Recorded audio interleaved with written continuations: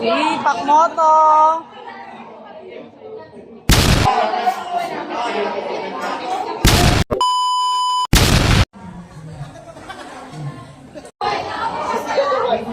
Pakmoto.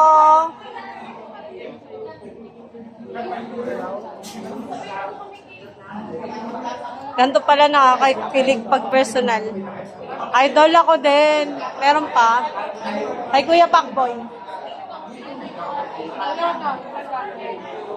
Sige, sige.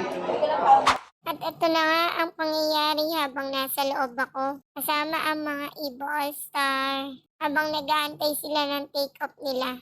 Sobrang thank you sa Team Idol Moto dahil nakapasok ako. Exclusive at mahigpit talaga yung guard bago makapasok dito.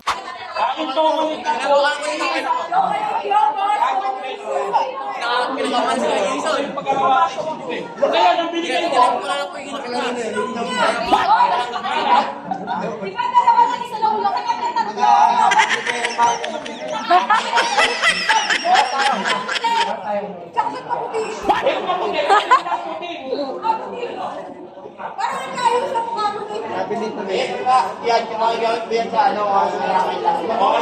Harap daw kami. Ewan ka, nakakawa ko na nila. Oo, nasabay ko ba sa...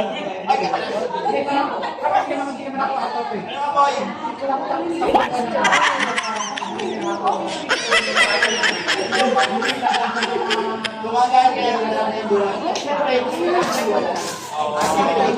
Ibig sabihin nito, kahit isama na ako sa Jake Boy. Tama na ako.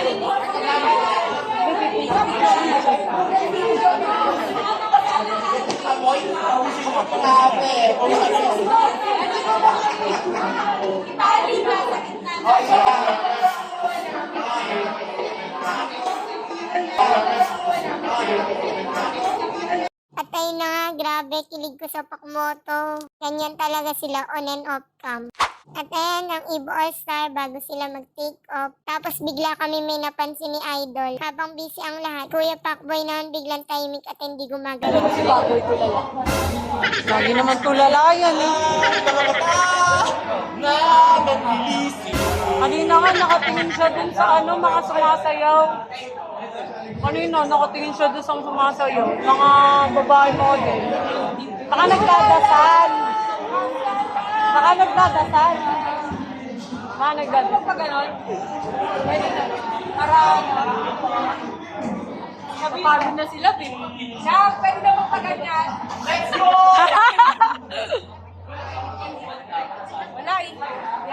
At ayun, grabe hanggang ngayon tulala pa rin si Kuya Pakboy. Ang tagal niya talagang ganyan as in. Tapos may nagpa-picture na vlogger din. Kaya yung camera ko kung saan sana naman napunta. Nakakatawa talaga. Tapos sa picture nakasama ako. Feeling ko kasama na rin ako sa kulto. Tapos sabi ni Idol sa akin, bawal daw pikunin sa kulto. Sabi ko okay lang, gusto mo iprank upa ako eh. Pero nakakatakot yun.